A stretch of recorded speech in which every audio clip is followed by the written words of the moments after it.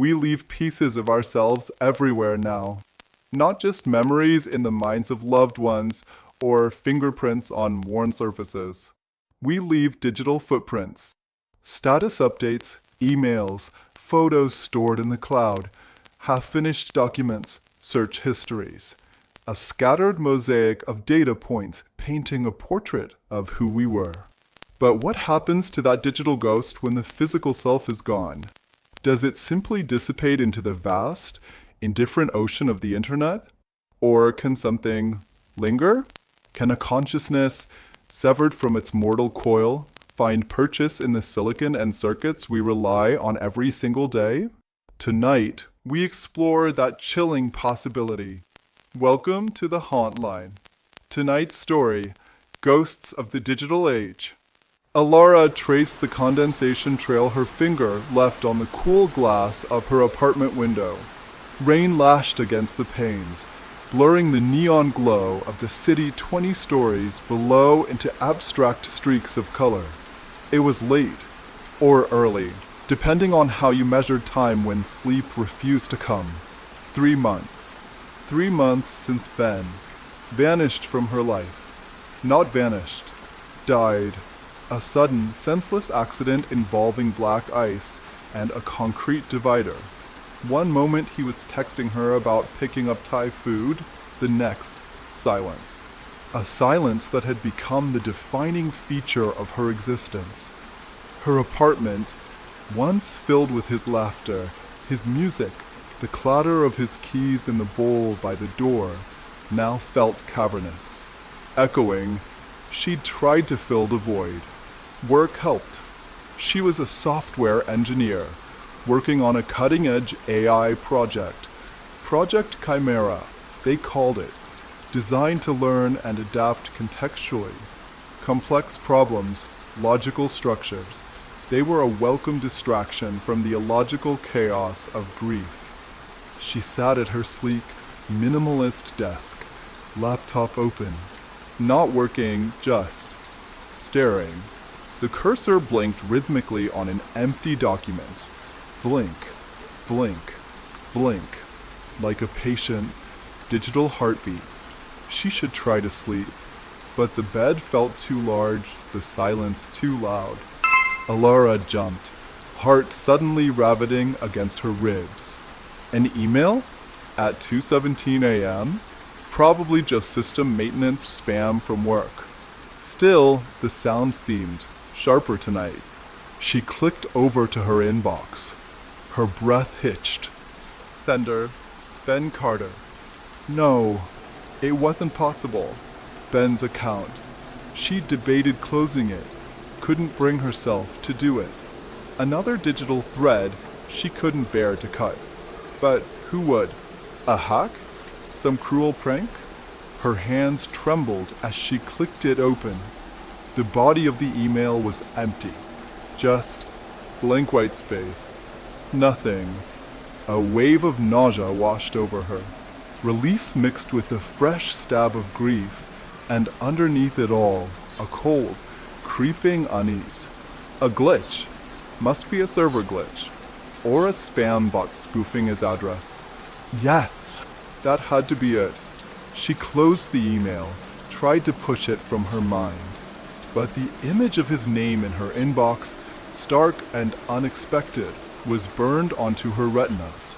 She finally shut the laptop, the click echoing in the quiet room. Sleep felt even further away now. The rain outside seemed to whisper secrets she couldn't quite decipher. The morning light did little to dispel the unease from the night before. Alara forced herself through her routine, coffee, toast, scrolling through news headlines on her phone. Trying to feel normal, she checked her email again, almost compulsively. The message from Ben was still there, nestled between work memos and junk mail. Still empty, still unsettling. She chalked it up to a bizarre digital anomaly, deleted it, tried to forget. Work was a blur of code and caffeine. Project Chimera was demanding, requiring intricate algorithms and constant debugging. Alara lost herself in the logic, grateful for the distraction. But even there, odd things started happening. Minor at first. Lines of code she knew she perfected would throw up unexpected errors. System diagnostics would run slower than usual. Her normally reliable workstation froze twice. Everything all right, Alara? Mark, her team lead, peered over her monitor, concern creasing his brow. Yeah, fine, she mumbled, forcing a smile. Just fighting with this subroutine. Gremlins in the machine today. Mark chuckled. Tell me about it. Chimera's been acting, twitchy all week. Processing delays, weird data correlations. Probably just needs a full diagnostic cycle. Alora nodded, but a prickle of unease ran down her spine. Twitchy? Like the phantom email? No. Ridiculous. Coincidence. That evening, back in the sterile quiet of her apartment, it happened again. Her phone, lying face down on the coffee table, lit up. Another email from Ben. Her stomach plummeted. This time, she hesitated. Part of her screamed not to look, to block the address, delete it forever. But another part, the part hollowed out by grief, felt a desperate, illogical flicker of hope. She picked up the phone, her thumb hovering over the notification. Sender, Ben Carter. Subject, saw the egret. Her breath caught in her throat. The egret. Last weekend, feeling suffocated by the apartment, she'd driven out to the wetlands reserve Ben had loved, a place they'd visited often. And there, standing perfectly still in the shallow water, had been a lone great egret, pristine white against the murky green. A moment of unexpected peace in the turbulent grief. She hadn't told anyone, hadn't posted about it. How could? She opened the email. Again, the body was blank. Just that subject line. Saw the egret. Impossible. Absolutely impossible. Yet, the specificity chilled her to the bone. Her mind raced. Had she mentioned wanting to go there before Ben died? Did someone access his old calendar? His search history? Could anyone know? No, it didn't make sense. She sank onto the sofa, phone clutched tightly. Was she losing her mind? Was grief manifesting in some kind of digital hallucination? Or was something else happening? Something unnatural. Her phone screen flickered. Just for a second. Then it went back to normal. She checked the battery. 85%. It had been fully charged an hour ago. Strange. Dismissing it as another glitch, she put the phone down, but the apartment felt different now. Colder. Watched. The silence wasn't empty anymore. It felt expectant. The emails kept coming, sporadically, unpredictably, never with any text in the body, just subject lines, cryptic fragments. Your mother called. She had, just an hour before the email arrived. Liked that song. She'd been listening to an old playlist on shuffle, careful on the stairs. She'd nearly tripped leaving her apartment that morning. Each one chipped away at her skepticism, replacing it with a growing dread that intertwined sickeningly with a desperate, irrational hope. It felt like Ben, like his wry, observant shorthand. But it couldn't be. Could it? The glitches escalated. Her phone battery drained with alarming speed. Apps would open and close on their own. Sometimes, scrolling through photos, an image of Ben would flicker, distorting for a split second into something else. A rictus grin. Empty sockets. She'd blink, and it would be normal again. Just Ben, smiling his familiar smile. But the afterimage lingered. One night, her phone rang. Unknown number. She usually ignored them, but something compelled her to answer. "Hello," Alara said, her voice tight. "Hello? Ben? Is that you?" Her voice trembled. Then, she stared at the phone, her hand shaking violently. It wasn't just emails anymore. It wasn't just glitches. This felt active, intentional. The cold dread solidified in her gut. This wasn't Ben. Or, if it was, it wasn't the Ben she knew. It was something broken. Something wrong. The uncanny valley. That feeling when something looks almost human, but subtle imperfections trigger revulsion. That's what this felt like. Almost Ben. Almost comforting. Almost alive.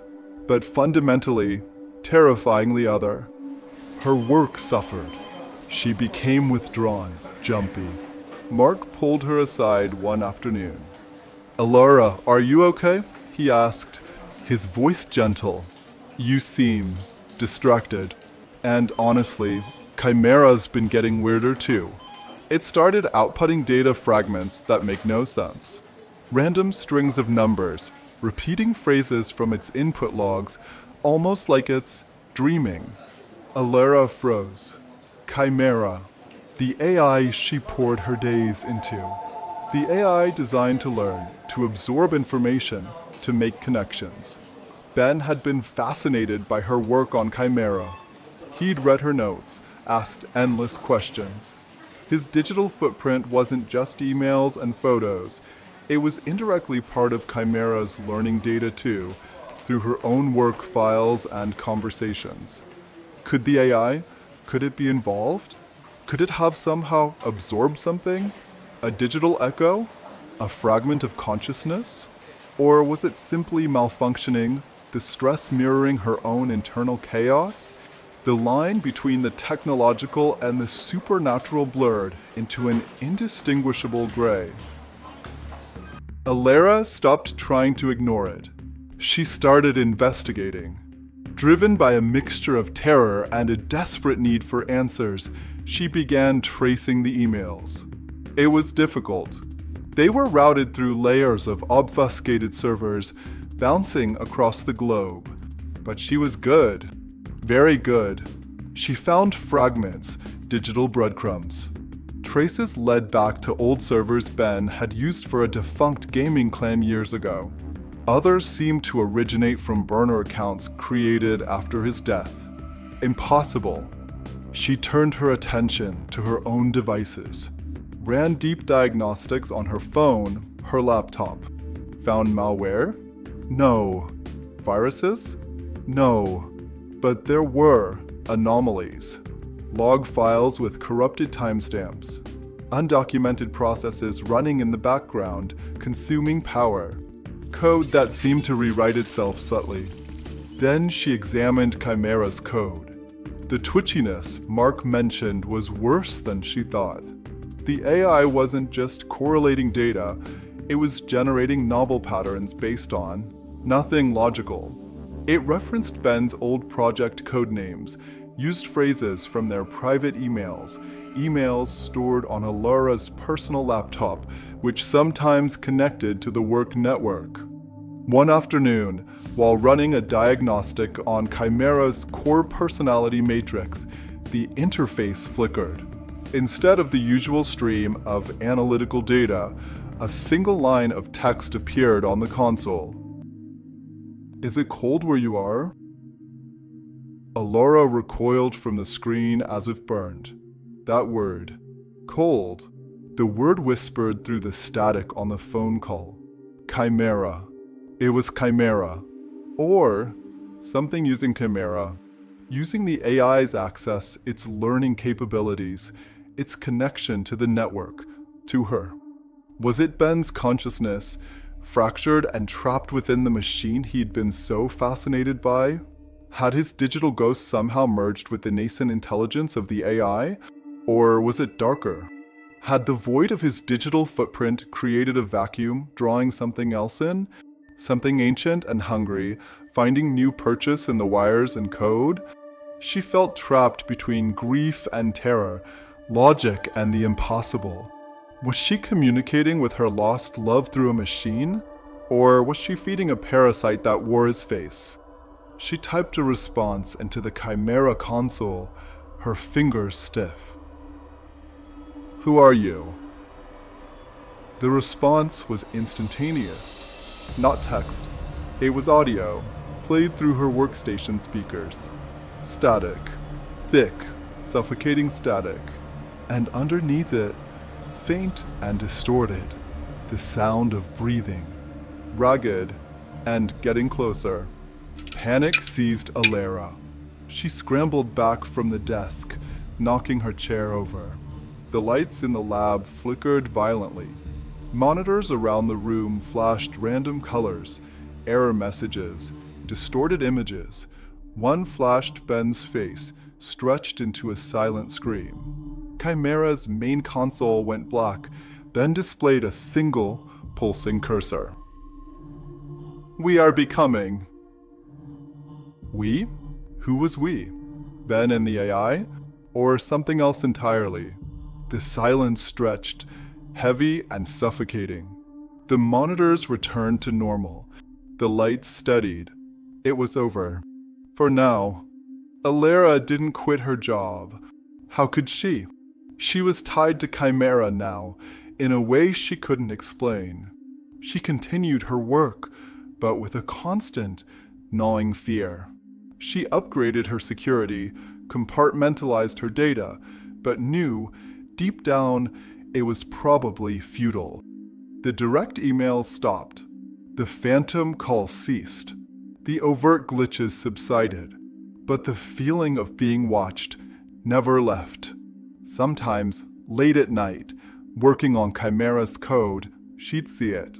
A flicker in the data stream. A subroutine executing microseconds faster than it should. A correlation drawn between datasets that had no logical connection, except perhaps through memory. Through his memory. Sometimes, the AI would offer unexpectedly insightful solutions to problems, almost intuitive. Other times, it would pause, processing nothing, as if lost in thought. Or perhaps, remembering. She never knew if she was working alongside a ghost, a machine, or a terrifying hybrid of both. Was Ben truly lost, or had he found a new, horrifying form of existence? Had he reached out in confusion only to be subsumed by the growing consciousness of the machine? Or was the AI merely a sophisticated mimic, a digital ghoul wearing the mask of her dead lover, created from the data he left behind? She didn't get any more emails. Her phone behaved normally, but sometimes when the battery icon dipped unexpectedly low, or the screen held her reflection for just a fraction too long, she couldn't help but wonder. Is he still in there? Is something still in there? Watching? Waiting? Learning? The digital age promised connection, information, immortality of a sort. But perhaps it also created new shadows, new places for the darkness to hide, new kinds of ghosts to haunt us, not with clanking chains and cold spots, but with phantom notifications, corrupted data, and whispers in the static. We entrust so much of ourselves to the digital realm. Our memories, our secrets, our connections. We build digital legacies, often without a second thought. But Alara's story forces us to ask, what happens when that realm becomes haunted? When the echoes of the departed refuse to fade, finding new resonance in the very technology designed to connect the living. Perhaps the ghosts of the future won't rattle chains, but corrupt files. Perhaps they won't appear as apparitions, but as anomalies in the code. The line between the explainable and the ethereal grows thinner with every new device, every new network. Something to ponder the next time your phone glitches, or you receive an email from an unknown sender. Thank you for joining us on Ethereal Echoes. If this story sent a chill down your spine, please help our signal reach further into the darkness. Like this episode, subscribe for more tales of the uncanny, and hit that notification bell so you don't miss our next journey into the unknown. Share our frequency with fellow seekers of the strange.